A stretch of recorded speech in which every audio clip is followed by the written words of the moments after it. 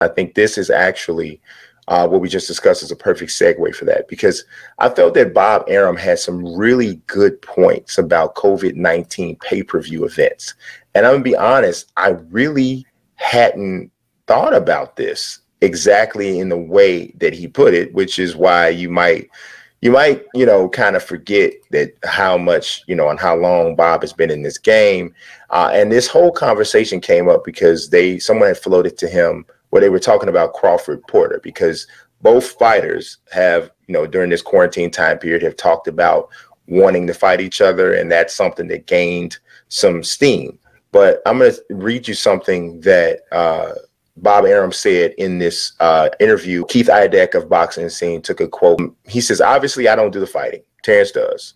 I like Sean Porter, but he's not my fighter. If Terence wants to do that fight, I'll do my best to see it happen. But again, wanting a fight, even when both fighters want it, the question is who's going to pay for it.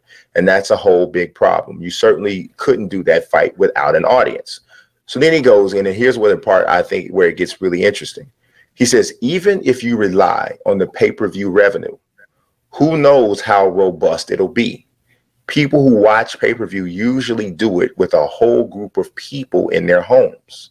And who knows when people are going to be willing to open up their homes to a substantial number of people. There's a lot of uncertainty now. We've got to go slow. We can't answer the questions as if we're back in the old days when things were normal." I think that that's really important to realize, because while we are talking about leaning heavily on pay-per-view or leaning heavily on, some sort of studio broadcast or what have you, we already know that we're sacrificing the gate, right? Because people can't come to the venue. But Bob brings up this other point of how COVID-19 could even affect pay-per-view buys, because some people say, "Hey, I'm going to order it. You guys come over, everybody gives me $2, $3, $5. It takes some of the edge off of the price." Some people just don't feel compelled to order it unless they got a lot of people at home to watch it with them, fight parties essentially. So it's really interesting to see how this would possibly affect. Now, I know ways, obviously, you could do a fight party on Zoom, and it would probably be pretty awesome.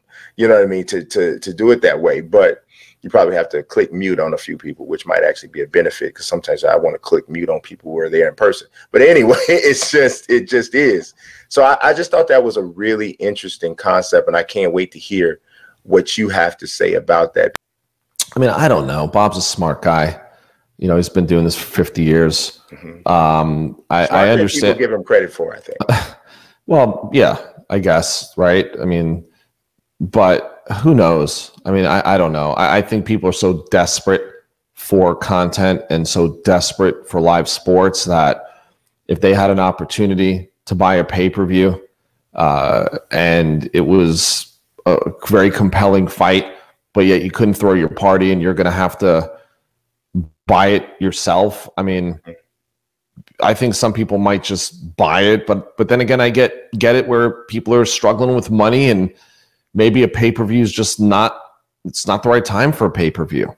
Yeah. I mean, who knows? It's unprecedented. So I think Bob was kind of even saying, like, who knows? Maybe this idea that even the licensing to bars buy the fight and people go and drink and congregate and watch the fight at a bar. The bar's paying that licensing fee.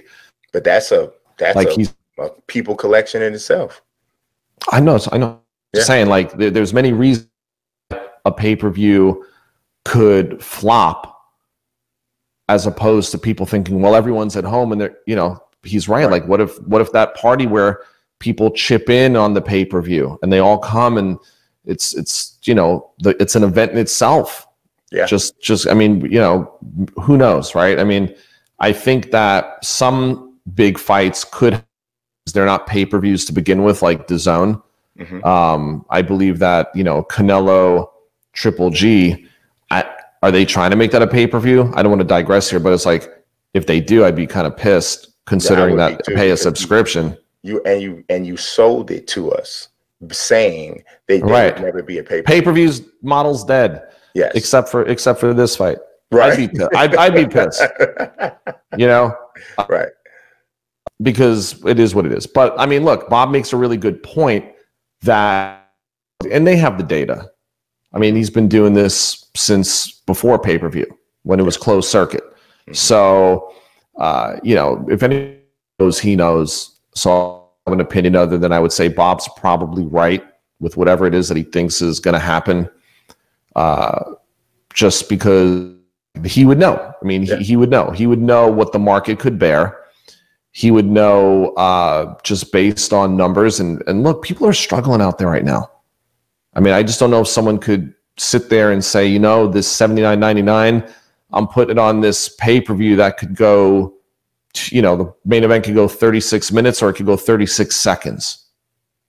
And I just don't know if this is the right climate financially where people have that discretionary income as opposed to paying the water bill or buying food. I just don't know if a pay-per-view is going to be at the top of the list, regardless of how desperate they are for live sports. Yeah, you know what I wonder?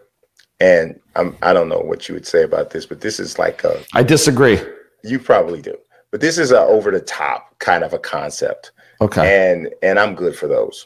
Okay. But I'm wondering if there's another approach to the pay-per-view concept where a promoter or promoters could approach major businesses and say, essentially, can you donate a certain amount of money? And it wouldn't really be donated. It would really be more paying for sponsorship, but it would be positioned in a way to say, can you donate pay-per-view, what equates to pay-per-view fees or what it costs the customer to buy pay-per-view?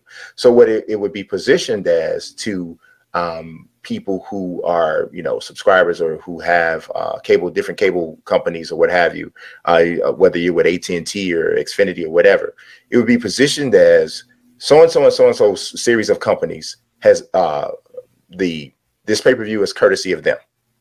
So across a certain customer tier, the pay-per-view is automatically paid for.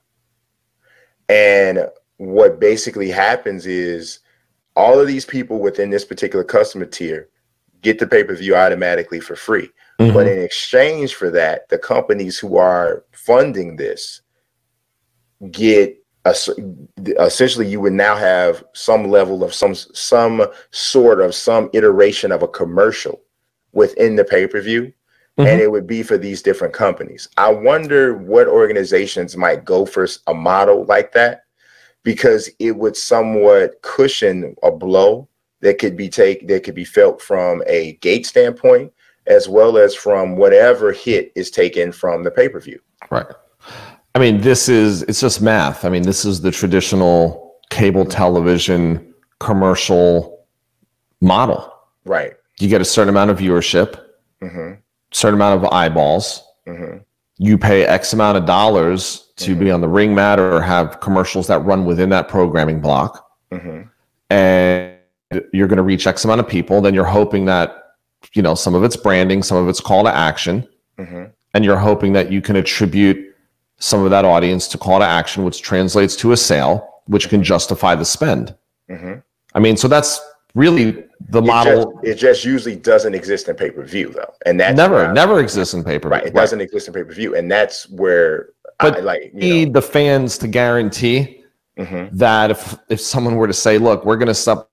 I mean, right now, I know where you're going. And it's, you know, it would be great, but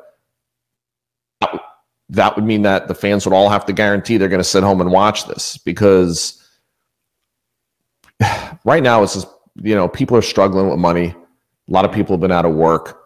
A lot of these businesses themselves have had to put their employees on furlough, even lay some of them off.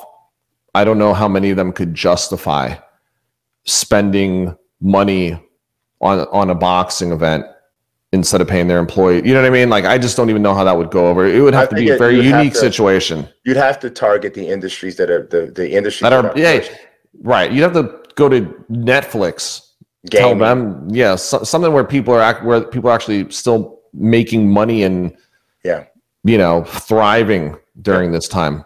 Yeah, that would be my approach. Just tell Amazon should just write a check. Amazon could probably write a check, I'm sure.